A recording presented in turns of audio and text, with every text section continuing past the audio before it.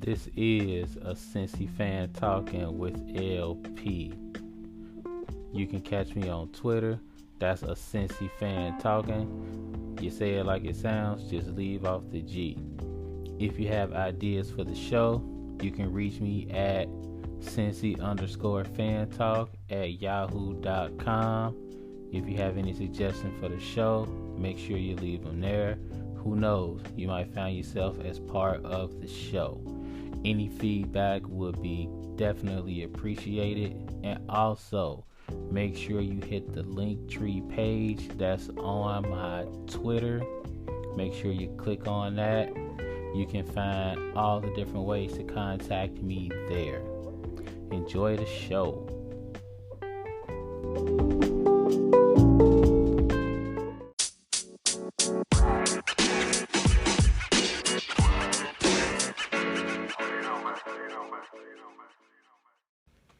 What's up, y'all? What's going on out there in podcast land? Welcome to another episode of a Cincy fan talking with LP. And of course, this is yours truly, LP. Ran a day late with it. I could make about 15,000 excuses. Half of them will be valid and half of them will be me just basically being lazy. But we back at it today, y'all.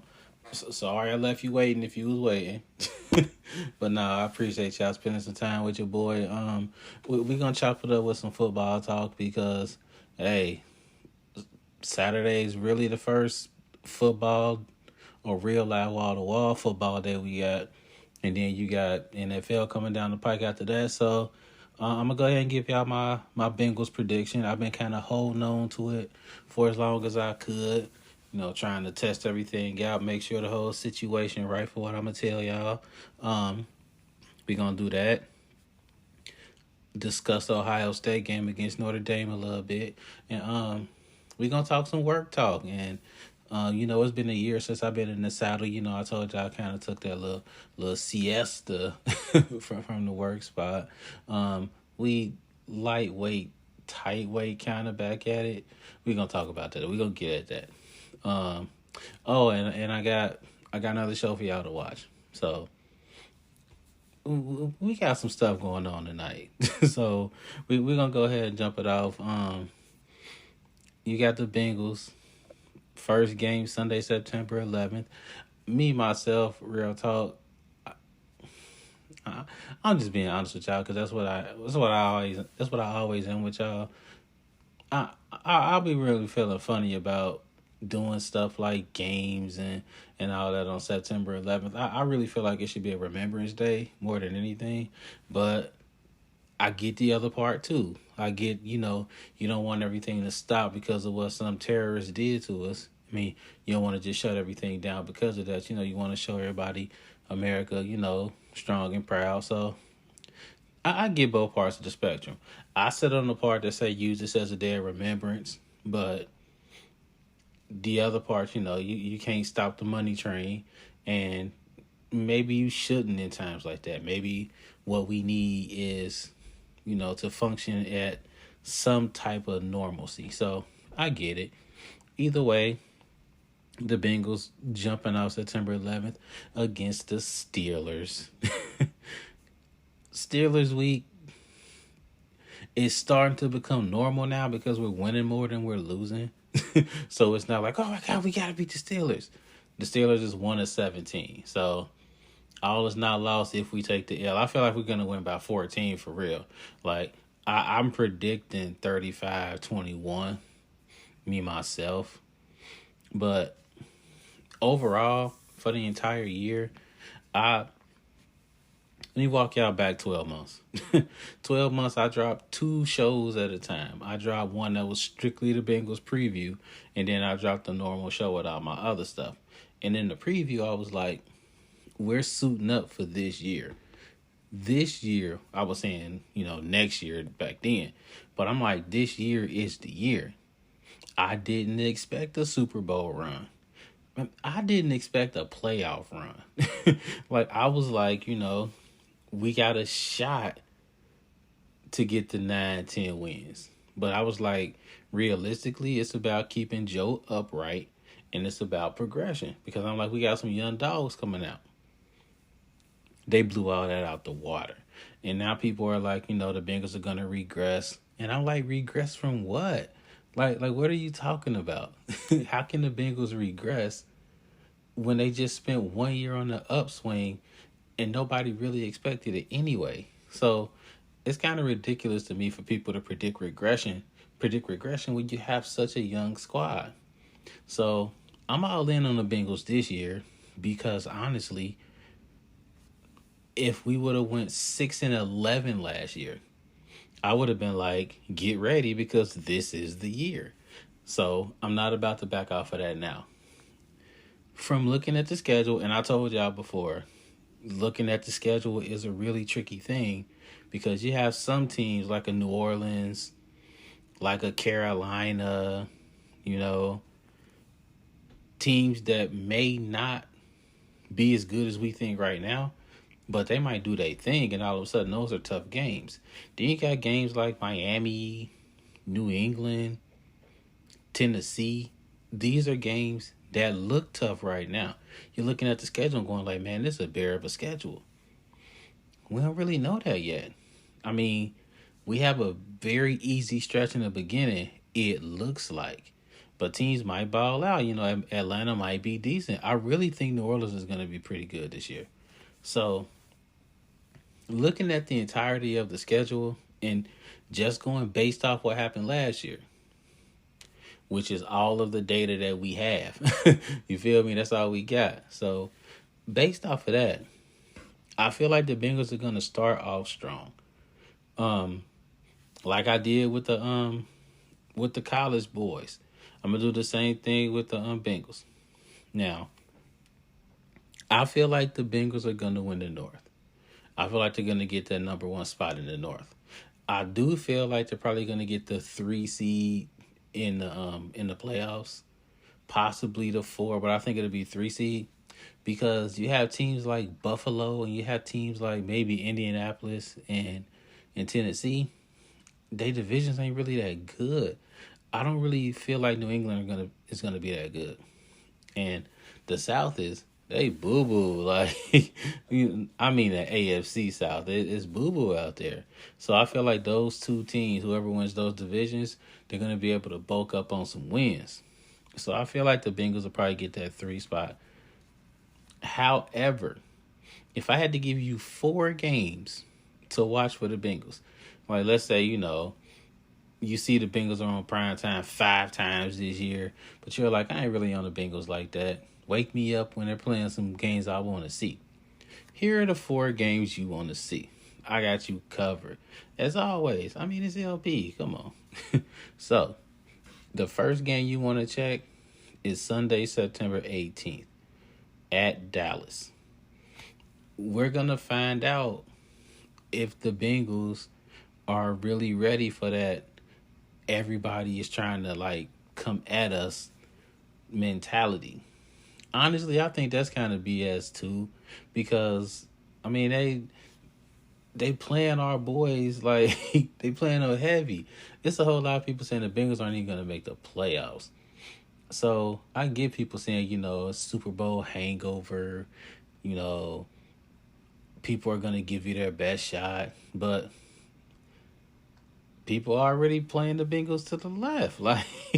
So that second game of the season against Dallas, that's going to be our first litmus test. Can the Bengals handle going on the road and beating the team that's of a caliber as they are? Because I feel like Dallas is going to be pretty good. I think they'll win the East. You got a lot of folks hating on them. Hate on Dak Prescott. I get all that. He doesn't have the receivers that he had before. The line kind of went out there or whatever. But I feel like Dallas is going to be a good squad. And if the Bengals can get a win against Dallas, you're possibly looking at them going 2-0 into New York. So that's going to be a big game. So that's number 1. Second game, that's going to be a must-see for you. Sunday, October 9th at Baltimore, a Sunday nighter. Now, this is a back-to-back primetime event for them because the week before they playing at Miami or playing versus Miami. So you're in the spotlight again. The Bengals are right back in the spotlight. And it'll be weird to hear people say stuff like, the Bengals can't win at night. The Bengals aren't ready for prime time. I find it kind of funny because what were the playoffs? Like that wasn't primetime TV, was not every TV in the household on those playoff games. It was the only game on. It wasn't like they was competing with another game. So that's always weird to me. Those Baltimore games are just going to be so important because I could see both of these teams with 12-5, 11-6 records easily. So the two games they play against each other, because I'm a list the other one, like the one that they played last game of the season. That's going to be my one too. So those two games that they play against each other are going to basically decide the AFC North for real. I don't really think Cleveland gonna be all that for real. Not really. I think people gassing them up, and without their quarterback, who probably shouldn't be playing anyway. You ask me. I don't really think they'll be too tough to beat. I don't think Pittsburgh will be too tough to beat this year. I think they'll kind of have a falling off period. So it'll be Baltimore and Cincinnati's division to win, but they got to beat each other. So I think that'll be a big game. The third one I got, Sunday, December 4th versus Kansas City. And Chiefs Twitter, I won't say they talking reckless, but it's more like, how did we lose to Cincinnati twice? What was that about? And I'm like, hey, we was better than y'all twice. It wasn't a fluke. And this isn't really a game to prove that the two games before wasn't a fluke. No, it's not that. This will be a battle for positioning. I think Kansas City will be in a dogfight for the AFC West. And I think that the Bengals will be in a dogfight for the AFC North. So this game is going to be all about playoff positioning. Because the winner of this game, they got that tiebreaker, right? So say Kansas City and Cincinnati neck and neck for the number 2 seed or the number 1 seed. This game will be the determining factor. So that's why this game is going to be really important. I mean, people are saying, Cincinnati got a chance to prove it wasn't a fluke. Come on now, really? That's like me beating you in a race once, and then you say, let's run it back. And then I beat you in a race again. And then 2 weeks later, you come up to me and go like, nah, let's run it back to see if it was for real. Come on, man. It wasn't real the second time I beat you? Like, for real talk? So the first two, you just wasn't trying hard. Was that the excuse? No, it don't work that way. Like, you got beat twice. Now it's up to you to prove that you can beat that team. And I think this would be really, really big for Kansas City because losing a third game to the Bengals, at that point, the Bengals got your number. Just saying. And the fourth game, I already told y'all, it's that rematch against Baltimore. It'll be in Cincinnati. And this is the last game of the season. This might be for the title of the AFC North. And for real, the easiest way to make the playoffs is to win your division. Now, when I say easy, I'm not saying it's easy in terms of beating the teams. Now, that's tough. The easiest part is you win your division, you win the playoffs. If you don't win your division, then you got to compete against every other team in the AFC for 3 spots. That's difficult. I mean, it can be done, but would you rather compete against 3 other teams for 1 spot and then beat them? That's why it's easier to make the playoffs if you win your division. Plus, you get a home playoff game. And I mean, as we saw last year, you can't beat that with a bat, for real. If we talk in standings, I see the Bengals going 12-5. I'm not about to predict the 5 games they'll lose. That's tomfoolery. Nah, because this is the NFL. I keep telling people this. This is the NFL. If you betting on the NFL, you are a crazy person. There is no telling what's going to happen week to week. Man, it's wild. I mean, how can you explain New York, the New York Jets? Uh, just let me make sure I say this right. Let me make absolutely sure I say this right. Hold on real quick. Did this actually happen? This actually happened. The New York Jets finished 4-13 last year. Two of their wins, the Titans, the Bengals. This is not stuff you can make up, man. Like, and they went 4-13. There is no telling what's going to happen in this league. Indianapolis, all they had to do was beat Jacksonville last year. Jacksonville won. All they had to do was beat Jacksonville to make the playoffs. Jacksonville had nothing to play for. I mean, nothing. The NFL is a wild league, and you never know what's going to happen year to year. I do not bet on the NFL. I'm not going to do it. But I can tell you somewhere in this schedule, the Bengals are probably going to lose a couple of games that they shouldn't. It happens to every team. But the majority of the teams that they should beat, they probably will, which will give them that 12-5 record. I feel like Baltimore is either going to go 11-6 or 12-5. But I think that the Bengals are going to beat Baltimore twice and get that tiebreaker. That's what I'm thinking. As always, let me know if I'm tripping. Let me know if I'm absolutely correct. Hit me with the voice message. Hit me on Twitter. Do what you do. I've been getting a lot of comments on some of the stuff. Some of it is funny. Some of it is like, dang, I didn't even think of that. Some of the stuff is wild. Like, chill out, man. It's just me talking. I'm just a Cincy fan talking. Yeah, some of y'all doing too much. But hey, definitely keep listening. As far as the Buckeyes against Notre Dame,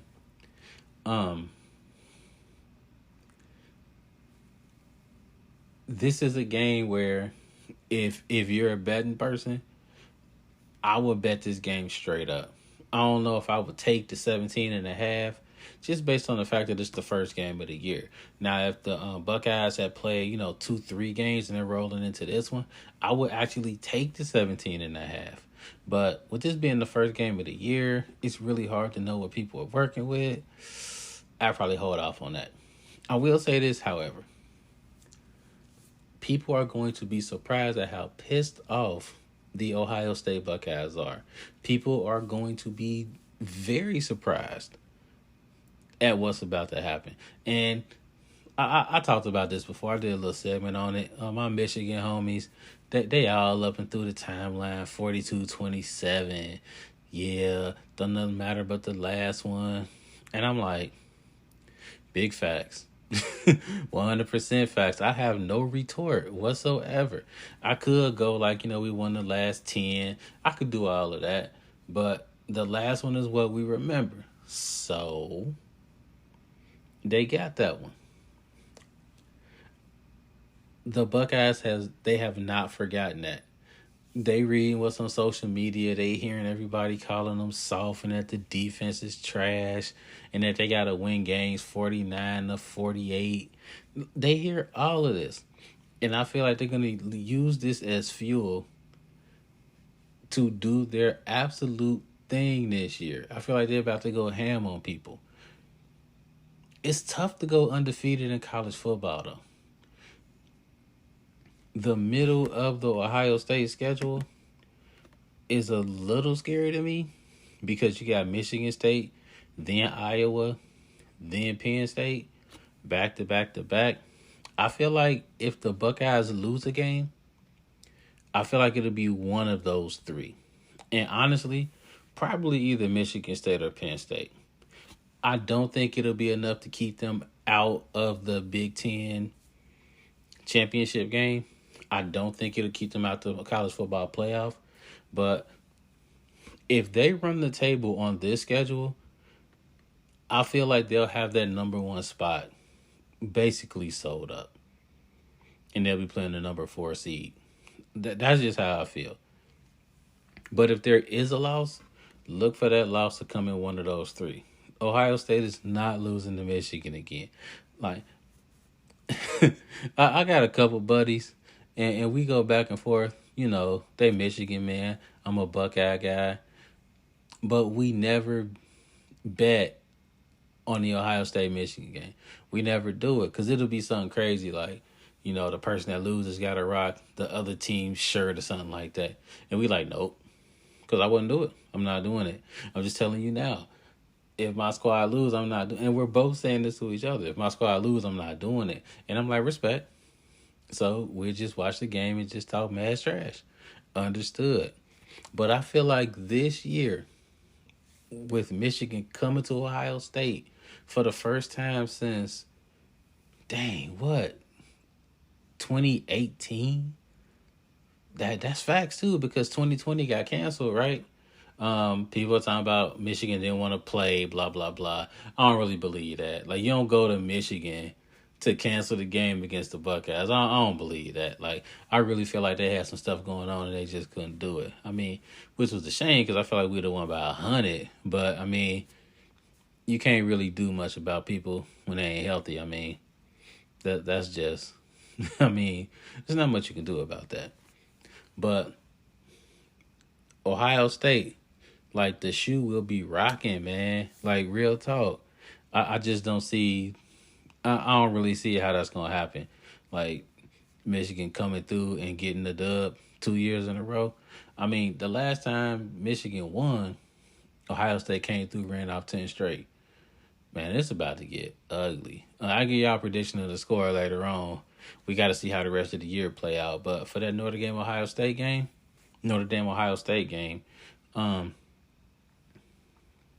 give me 41-24. Let me do the math. I think that's 17 points exactly. So that's going to be slightly under that 17 and a half. But I think they'll get close to it. I think it'll be a close game in the first half. You know, you got people, shaking off the rust, getting the bugs out. And then I think Ohio State will come through in the second half and just get busy. real talk. So that's what I'm looking forward to. You'll definitely catch me on the couch on Saturday because it's been a minute and it's time to get back to it, y'all. Hey, you got a Sneaky Fan Talking with LP. We'll be right back. Hi, I'm Princess and I'm Queen. This is Daddy. You have to say, and this is a Cincy Fan Talking with LP. And this is a Cincy Fan Talking with LP Daddy. Nice job. Mm-hmm.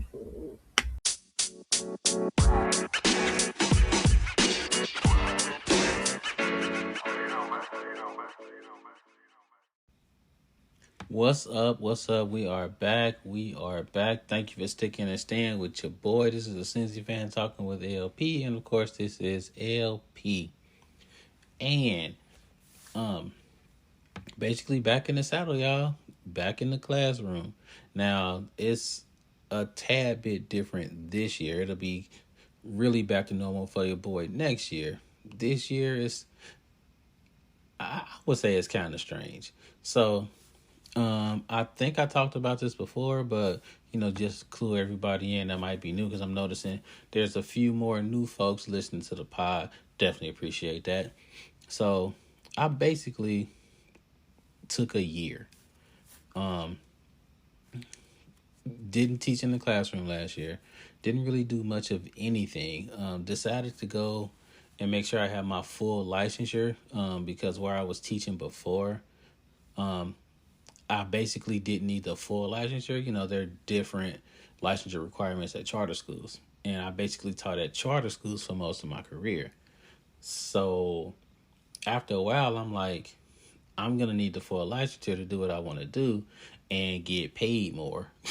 So the wife and I, we kind of sat back and we're like, this is probably the best time to do it.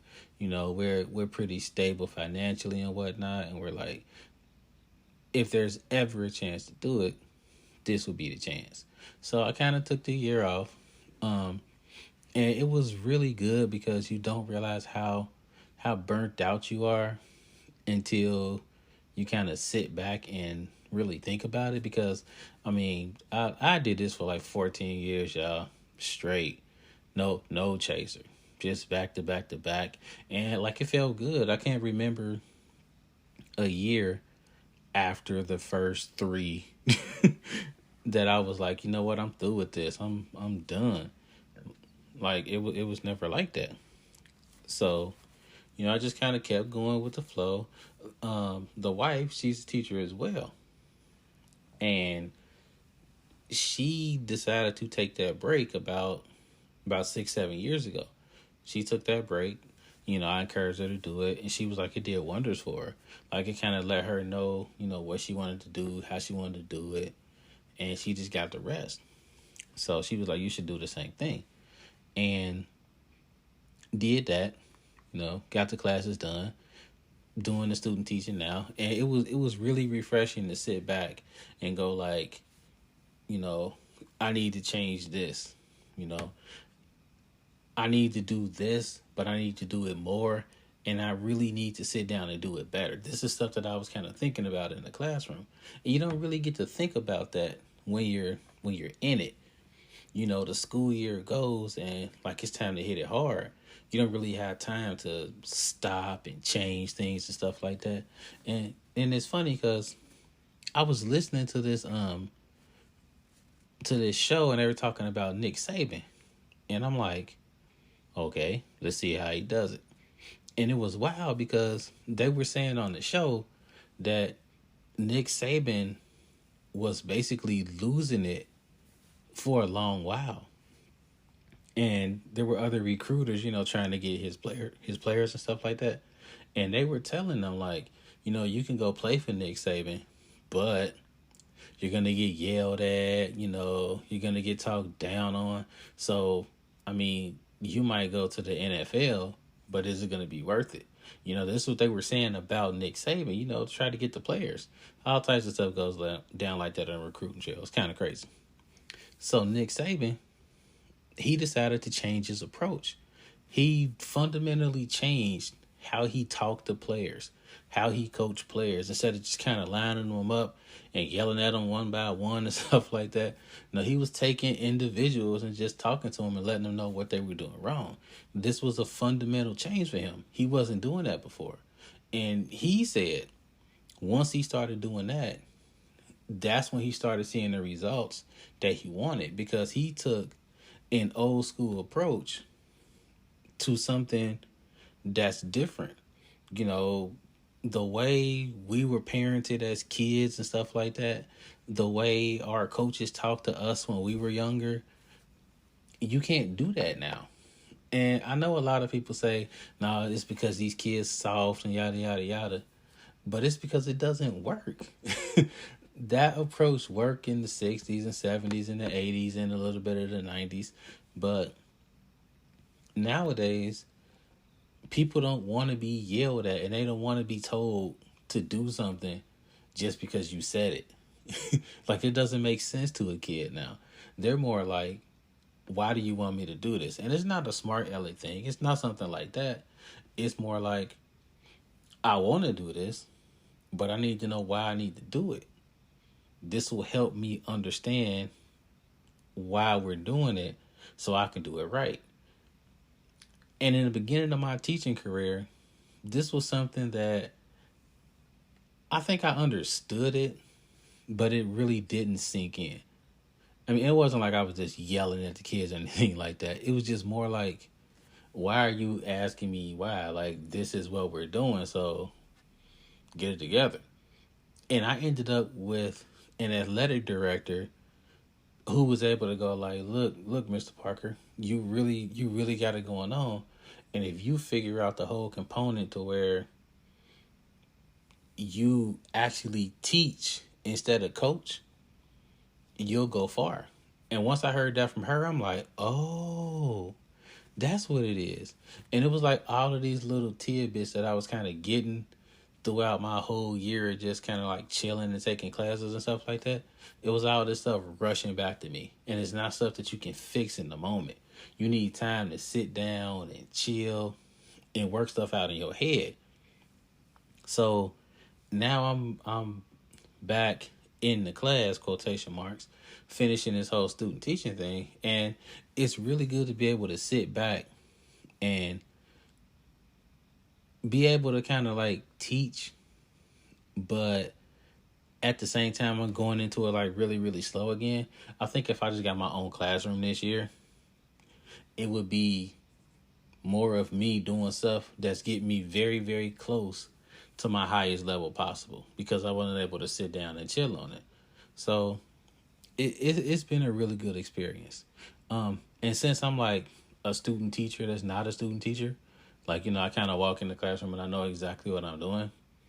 Like, I've had other teachers that are actually student teaching because it's their first experience in a classroom, period. And they're like, if you had to give me some advice, what would your advice be? And I'm like, that's a real good question. And what I don't want to do is make you think that this is the only way to do it, because what I did was I simply took little bits and pieces of every teacher that I liked and or respected, as far as their teaching style. And I just took those little bits and pieces and molded them into my image. And that helped me become the teacher that I am. So I was like, I got 3 things for you. Like, if you really asking, I got 3 tips. Number 1, expect to fail. Like, your first year of teaching is no matter how good the student teacher is next to you, like the cooperating teacher, like no matter how good they are, no matter what advice they give and all of that, your first year is gonna suck. Like, it just is. There's gonna be so much stuff that you need to learn on the job. Like, so expect failure and be willing to learn from it. Don't be one of those teachers that's like, well, I'm doing it my way because this is the way I was taught. No. You gotta be willing to adapt. You gotta be willing to change what you're doing. Like, if it's not working, don't keep running down that rabbit hole, man. Like, switch it up. And a lot of people are like, nah, you can't switch up that much. Sure you can. As long as you let the kids and everybody know, like, we're switching it because, and just be honest, like, this isn't working. I need to figure out what's working. This classroom management style isn't working. The way I'm talking to the parents, like, my communication strategy isn't working. Switch it up. So that was my first bit of advice. And I would say my second piece of advice would be build relationships. Like, build strong relationships. And when people hear that, they automatically think like, what do you mean with the kids? Nah. I mean with the secretary. Like, I mean with the assistant principal. I mean with the lunch ladies. Like, make yourself part of the school. That's what you got to do. Like, you real life got to make yourself a functioning wheel in this thing that's a school. Like, sign up for an after school thing and just kind of chill with the kids. Even kids that you don't even teach. They might have younger sisters or brothers that you will teach or that you already teach. Meet them like in their environment and just kind of understand in a laid back atmosphere why they act the way they act. Like, like, real talk. My first year at the school I'm at now, my first year, I did like the after school program, where we basically played games. And I had these 2 kids in my class, and they were always like arguing with each other. And I didn't understand it. Like, these 2 little boys, 7th graders, will argue with each other from across the room. I would sit them on opposite sides of the room, and they would find a way to go like, man, you trash. Nah, you trash. Nah, man, I don't care. I'm like, really? I gotta teach one of y'all from outside or something? Like, is that what we doing? And I had both of them in my little after school thing. We're playing games and stuff. And that's when I realized, like, I watched them play games and whatnot, and they was cool. Like, they was working together.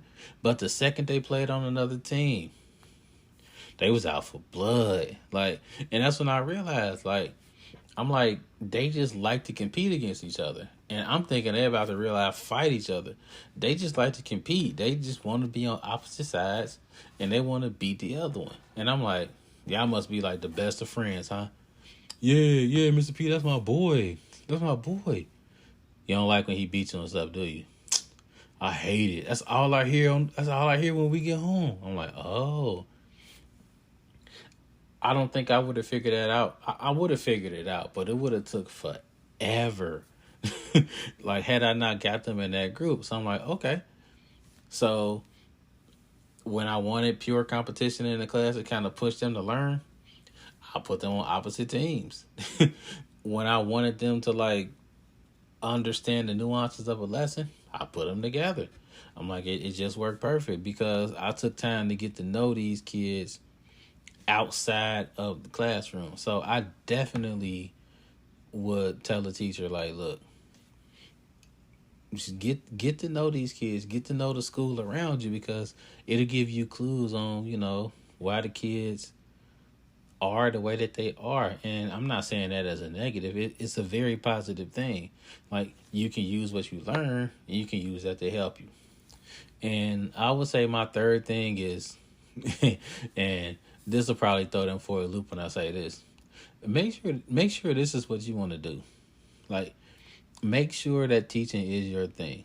Like, don't this isn't one of those professions that you can get into because you want the summers off.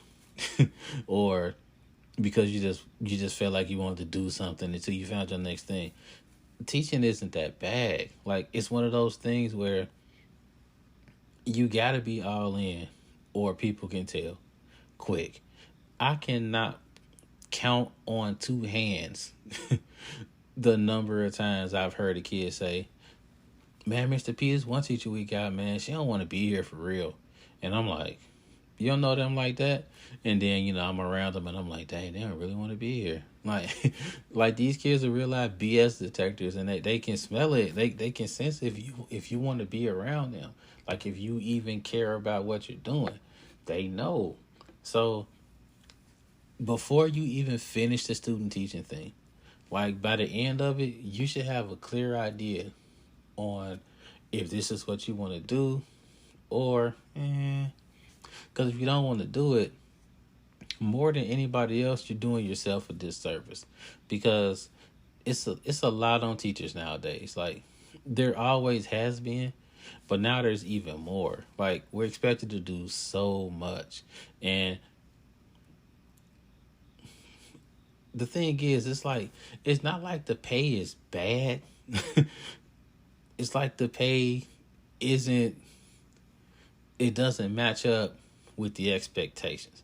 Like, the expectations are way up here. My hand is like way up here, like real high. You can't see that.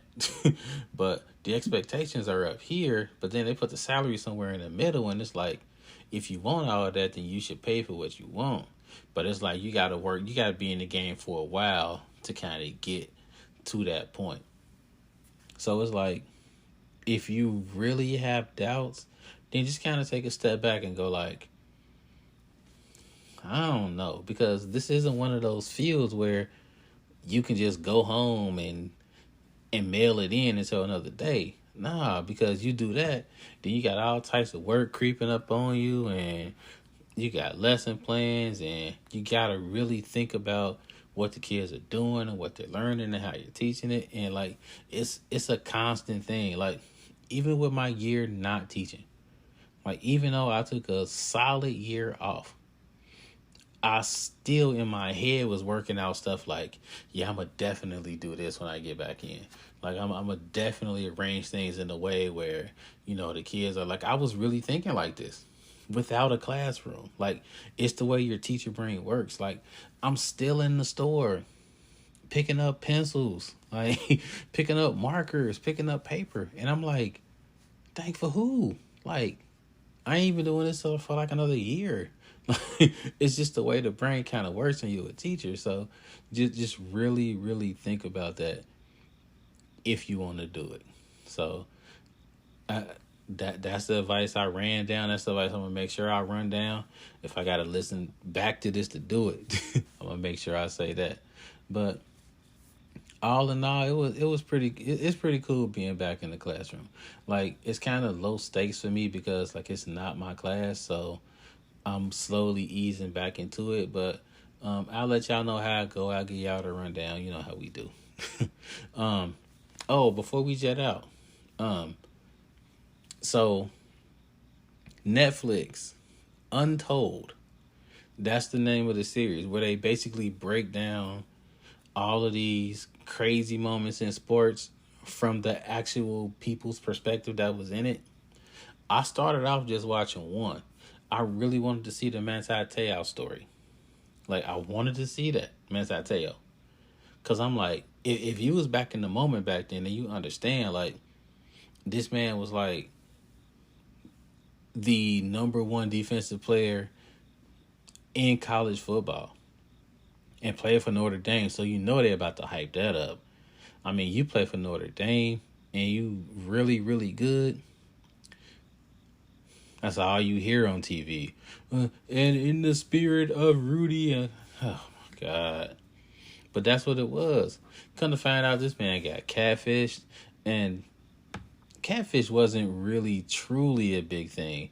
Now, in my family, it's kind of a big thing for reasons we'll speak on another time, because we'll get into it. This it'll be another pod. But let's just say I got famous people that do some catfishing in the family, that did some catfishing in the family. So we'll discuss that another time. I give her permission to tell y'all all that. But anyway, come to find out, his girlfriend didn't exist. And this really big story broke out. His grandmother passed away, unfortunately. And then his girlfriend passed away on the exact same day. And they get into the fact that his girlfriend didn't really exist. And it was really compelling because it wasn't like we just heard from Manti Te'o. We heard from the person who catfished him, who was actually a male, and then ended up becoming who she is now, because she ended up becoming trans. And it's the story was crazy back then, and it's crazy now for the simple fact that when they broke it down, nobody really fact checked who the person was. There are literally all of these news articles about Manti Te'o and his girlfriend and how they had this unbreakable bond and how it was such a tragedy. Yet there's only one small publication, Deadspin, who decided to take up the lead and actually check things out and see if it was true. I would have thought that would have been job one. That's like journalist. I don't even come on the podcast unless I check my stuff out first. And this is a small podcast. Like, ESPN didn't check it out, ABC. Nobody checked it out except for these two guys. It was wild. I mean, for me, it really spoke to the fact that there are people that will do a lot to feel like they belong. And it's kind of troubling when you think about it, but at the same time, it's stuff that we're seeing even now. I mean, there are a lot of people that will do whatever on social media to get heard, to get likes, to get retweets, to get people to look at their page. And it's a real thing. I would strongly recommend that you start with the Manti Te'o one, and then you just keep going, because I just went down a rabbit hole on it. It was just so compelling. Like, they do a really good job of giving you the story and then giving you all the layers underneath that story. So by the end, it's not like they're telling you how to feel, right? They're giving you all of the information, and then they go like, "What do you think?" That's what it's like. It's not like somebody's a winner or a loser or something like that. At the end of it, you're looking at it and going like, "Okay, so this is how I feel about it." They did one about the rise and fall of and one, and it went into way more depth than the 30 for 30 did. I was surprised. I mean, at first I watched it and I'm like, I already seen this. I'm doing this for the pod. It was like a completely different story. It was the same story with a lot of the same facts. And then they just went deeper and deeper and deeper. It was like, wow. And now I'm watching the one about Tim Donaghy, the guy that was the NBA referee, and he basically was shaving points on NBA games. And I'm like, I heard about this story. I remember it. But like I said, they just find a way to give you the back. They just find a way to give you that backstory in a way where it's like you didn't hear before. So I definitely recommend it. Check it out. Let me know what you think about it. Hit me up. Hit me up on Twitter. Leave a message. Let me know what you think. Let me know your favorite one. Let me know if you think it's trash. Like, just hit me up. And on that note, we're going to go ahead and roll out. Y'all know where I'm at. Y'all know who I am. And if you don't listen to the part after this, that'll fill you all the way in. So we're going to go ahead and ride out. Enjoy your football. Enjoy your Labor Day. Hook me up some beef ribs if you got them. Hey, and until next time, y'all, life is good. Peace out.